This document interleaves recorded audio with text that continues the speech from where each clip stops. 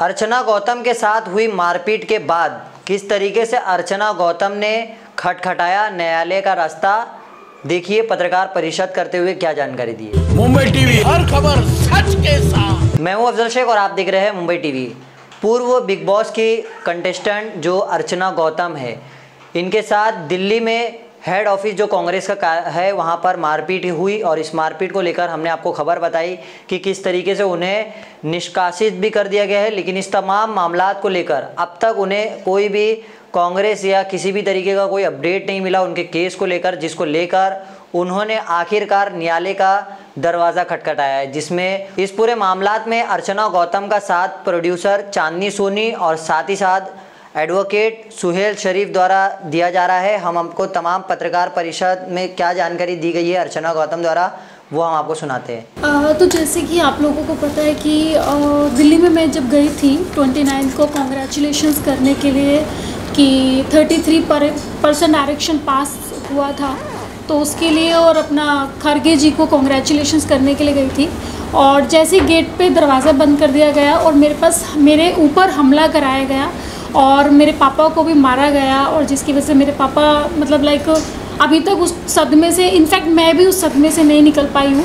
तो मैंने पहले भी मीडिया में बोला था कि मैं 2-3 दिन का वेट करूँगी, तो मैंने वेट किया। मुझे लगा था शायद अब पार्टी की तरफ से कुछ आएगा या अब मुझे कोई एक रिप्लाई तो आएगा, बट कुछ भी रिप्लाई नहीं आया गया है। तो फिर अभी मैंने डिसाइड किया है कि अभी मुझे इस चीज़ पे एक्शन लेना चाहिए, क्योंकि ये गलत है। ये मतलब मेरे साथ नहीं हुआ है, ये मतलब हर देश की बेटी के साथ हुआ है जो मतलब लाइक आगे बढ़ना चाहती है या आपकी अपने हक की लड़ाई लड़ना चाहती है। तो उस चीज़ पे मैंने अपना लीगल मैंने कार्रवाई की है, जिसकी वजह से मैंने अभी 1-2 दिन हुए हैं शायद हम लोगों को हमने ये भेजा है, क्योंकि मुझे इस चीज़ पे अब मैं चुप नहीं बैठूंगी, क्योंकि जब मैं गलत नहीं हूँ तो मैं गलत सहूँगी भी नहीं।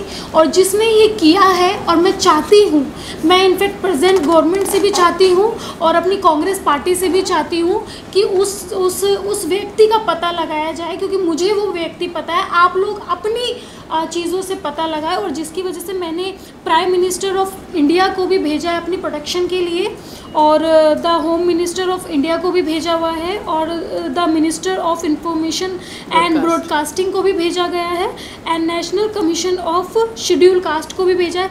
ये सब लोगों को मैंने भेजा है, क्योंकि मुझे ऐसा लगता है कि जब इन लोगों ने ऑन रोड मेरे पे हमला कराया गया है, तो अगर मैं FIR करवाने के लिए जाती हूँ तो पता नहीं ये लोग मेरे पे क्या करा दें। तो मैं सरकार से यही दरख्वास्त करती हूँ, महाराष्ट्र गवर्नमेंट से और दिल्ली गवर्नमेंट से और यहाँ तक कि प्रेजेंट गवर्नमेंट से, कि मुझे सिक्योरिटी प्रोवाइड की जाए, जिससे कि मैं सही से अपनी FIR दर्ज करा दूँ, जिसकी वजह से उन लोगों को सज़ा मिले जिन्होंने मेरे साथ ये हमला करवाया है। इनफैक्ट मुझे एक बात समझ में नहीं आती कि ये सब चीज़ें कराने के बाद उल्टा ही मुझे पार्टी से निकाल दिया गया है, और वो भी जो लेटर आप लोगों ने देखा होगा सोशल मीडिया पे। मैं बताना चाहती हूँ सबको कि वो एक फेक लेटर है, वो झूठ लेटर है, जिस पे जो साइन आ रहा है श्याम किशोर शुक्ला जी, वो एक्स MLA है और इसके अनुशासन समिति के सदस्य हैं। तो पहला रूल तो ये होता है कि कोई एक्स MLA यानी एक्स MLA किसी एक्स MLA कैंडिडेट को निष्कासित नहीं कर सकता, उसको हक नहीं होता है।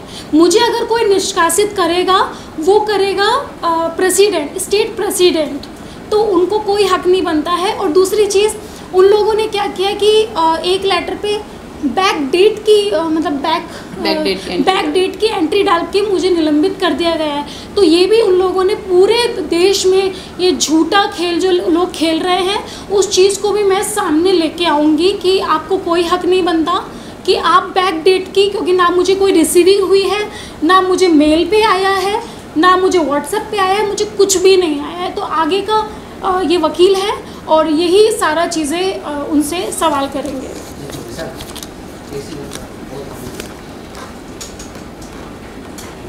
एसी बंद करिए, एसी थोड़ा बंद नहीं, एक्चुअली एसी नहीं है, वो मोटर का है।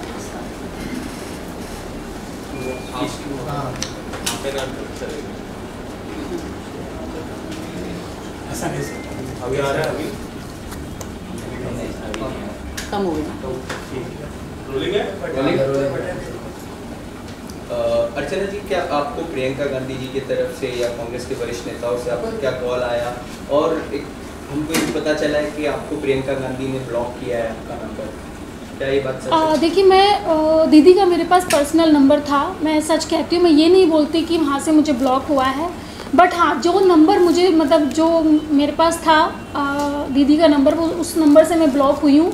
बट मुझे डैम श्योर है कि ये दीदी ने नहीं किया है, ये संदीप सिंह ने किया है, क्योंकि मुझे ऐसा लगता है कि वो नंबर आप संदीप सिंह चला रहे हैं, और मैंने उनसे दरख्वास्त की थी कि दीदी प्लीज़ आप इस चीज़ पे एक्शन लीजिए, बट वहाँ से मुझे ब्लॉक हो गया, तो इस चीज़ का मुझे हर्ट हुई हूँ, मैं ऑफ कोर्स हर्ट हुई हूँ, बट मुझे ऐसा लगता है कि वो संदीप सिंह ने ही किया है।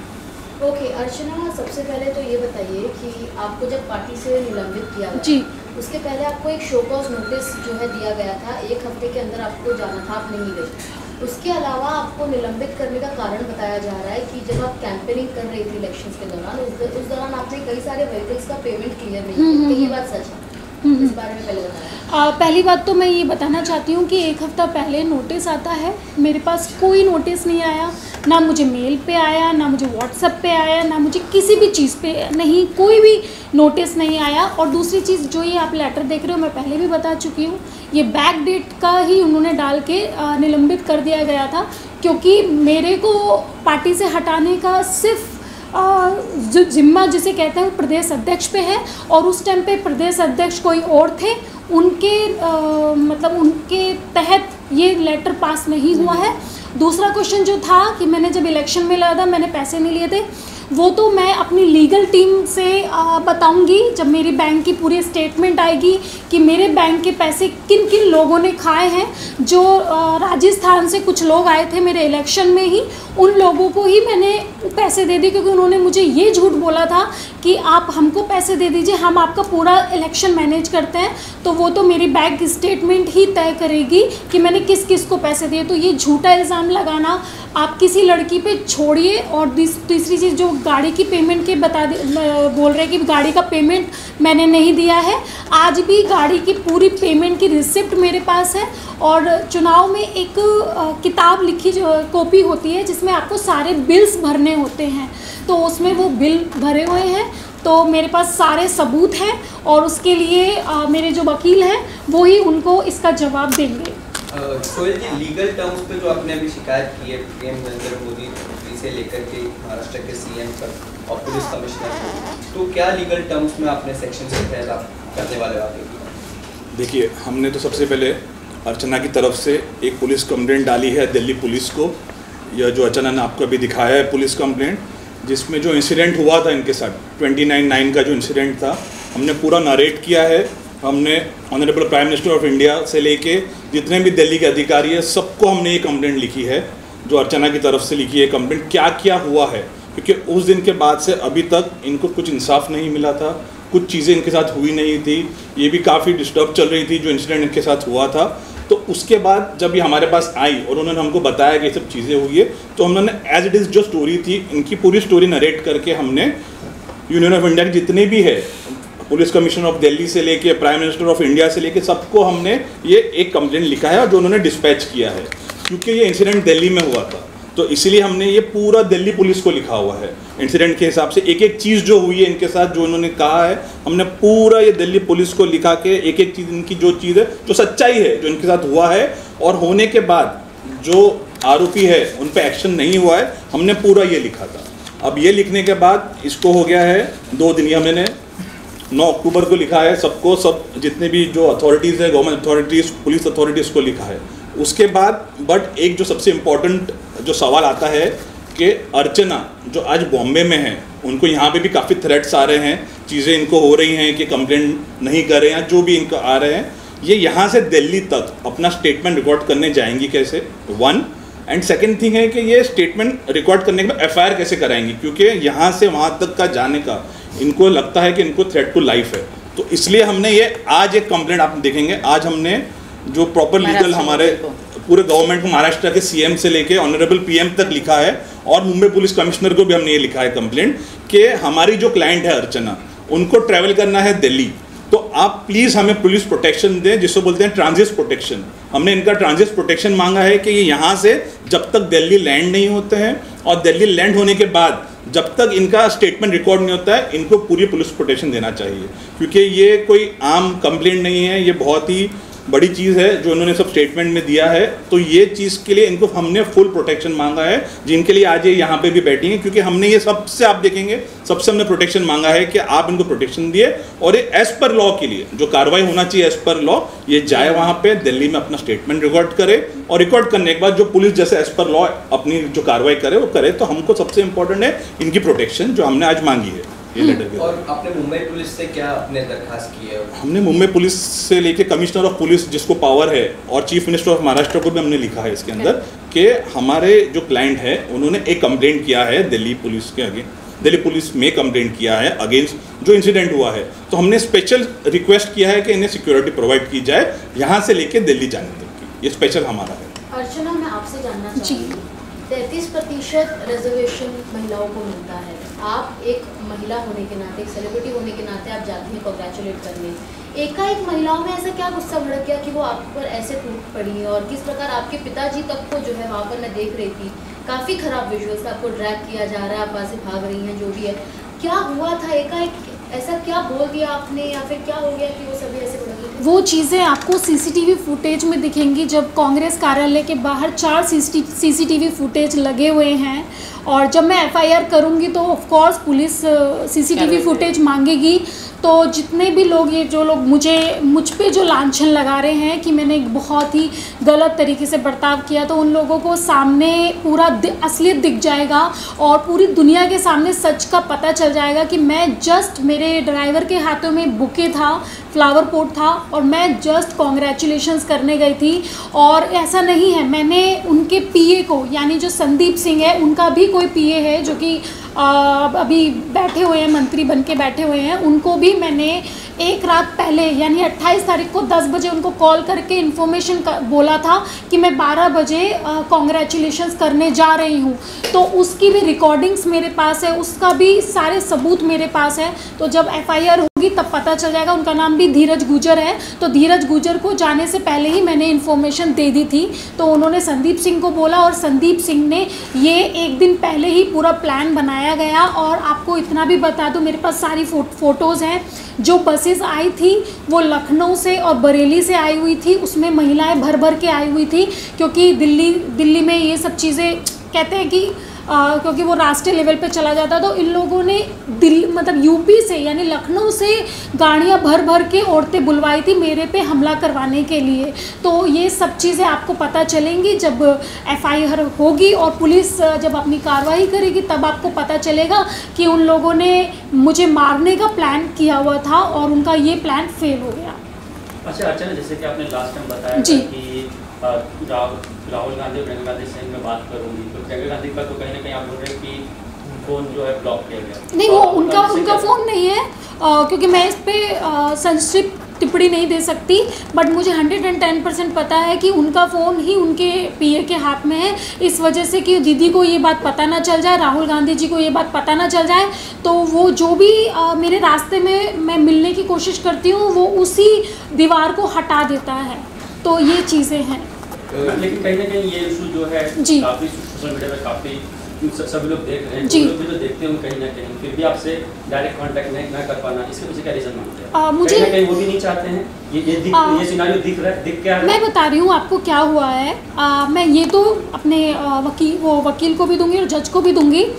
इन लोगों ने एक कांग्रेस के जो कुछ लोग हैं, जिसे मैंने बोला हुआ है कि जो कांग्रेस का सिस्टम ख़राब कर रहे हैं, उन लोगों ने एक ब्रॉडकास्ट मैसेज डाला है जिसमें ये बोला गया है कि अर्चना को ऐसा बोलो, आप ऐसा बोलो, अर्चना के लिए हम लोगों ने इतना किया है और ये ऐसा कर रहे हैं। मतलब लोगों से ज़बरदस्ती फ़ोन करा रहे हैं और गलत लिखने के लिए बोला जा रहा है। इसके भी सारे सबूत मेरे पास हैं। तो मे भी ये भी हो सकता है कि राहुल गांधी जी और प्रियंका गांधी जी को मेरे बारे में गलत बोला गया हो संदीप सिंह के माध्यम से, जिसकी वजह से वो शायद उस चीज़ को सीरियसली नहीं ले रहे हैं। इसीलिए मैंने लीगल टीम का सहारा लिया, इसीलिए मैंने कागजातों का सहारा लिया कि उन लोगों को पता चले कि जिस दलित लड़की के लिए आप इतनी मेहनत करते हैं, उनको आगे तक लेके जा रहे हैं, आपके ही सिस्टम में जो बैठे इंसान है संदीप सिंह जैसे लोग, वो ही देख दलित लड़की के साथ ऐसा करते हैं, मारपीट करते हैं और इस पर जानलेवा हमला कराया जा रहा है। तो वो सब सारी सच्चाई उनके सामने आनी चाहिए, मैं यही बोलना चाहती हूँ। इसीलिए मैंने अब एक वकील का सहारा लिया है, मैंने कागज़ का सहारा लिया है, क्योंकि बाबा साहब अम्बेडकर ने एक बात बोली थी, संविधान, तो संविधान में सारे कानून बनाए गए हैं, तो मैंने आज उन बाबा साहब के कानून का सहारा लिया है। अब मुझे ये देखना है कि मुझे इस पे इंसाफ मिलेगा या नहीं। मुझे सिर्फ इतना बोलना है कि आज मैं ज़िंदा हूँ, आज मैं अपने लिए लड़ रही हूँ, कल को अगर मैं मर जाती तो सब लोग अपनी अपनी राजनीति करने सड़क पे उतर जाते कि एक दलित लड़की की हत्या की गई है ऑन रोड पे, और सब लोग अपनी राजनीति करते, चाहे वो कोई सी भी पार्टी से हो।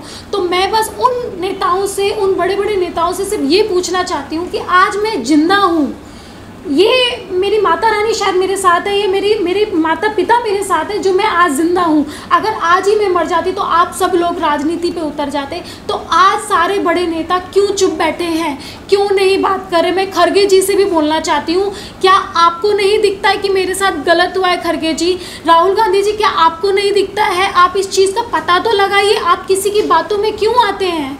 आप एक बार सच्चाई का पता करिए। इनफैक्ट मैं सभी पार्टीज़ के नेताओं को बोल रही हूँ, मैं मोदी जी से भी दरख्वास्त करना चाहती हूँ कि प्लीज़ आप भी इस चीज़ पे एक्शन लीजिए। और महाराष्ट्र के सीएम से भी मैं बोलना चाहती हूँ, दिल्ली के सीएम से भी बोलना चाहती हूँ, केजरीवाल जी से भी बोलना चाहती हूँ। तो आज बस मुझे ये देखना है कि एक जिंदा लड़की जिस पे ये सब चीज़ें हुई हैं उसको इंसाफ मिलता है या नहीं। और कहीं ना कहीं विपक्ष का भी कोई कमेंट नहीं आ रहा है, अब तक कोई स्टेटमेंट नहीं आ रहा ऑब्वियसली, तो इस पर क्या टेक आप है? आपने कहीं किसी से संपर्क साधने की कोशिश की? देखिए, मैं अभी मुझे नहीं पता, आपको पता, मैं आपको बताती हूँ, मैं घर से नहीं निकली हूँ। मैं जब से मैं आई हूँ, मैं आई थी 29 की रात को आई हूँ, मैं 29 की रात को मैं घर से नहीं निकली हूँ। मैं चुपके बिल में घुस के बैठी हुई थी।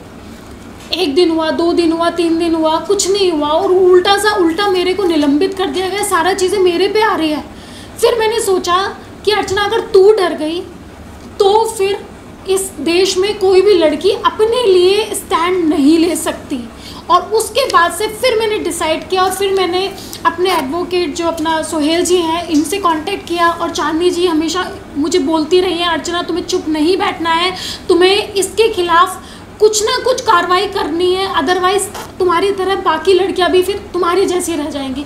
फिर मैंने माइंडसेट किया, अब कुछ भी होगा मैं ये लड़ाई लड़ूंगी और आगे सबको प्रूव करूंगी कि मैं सही हूं और ये सब लोग गलत हैं। और आपको इस चीज़ का पता सीसीटीवी फुटेज में दिख जाएगा। ऐसी तमाम अपडेट से जुड़े रहने के लिए सब्सक्राइब करें मुंबई टीवी। मैं अफजल शेख फिर हाजिर हूँ एक नई न्यूज़ के साथ।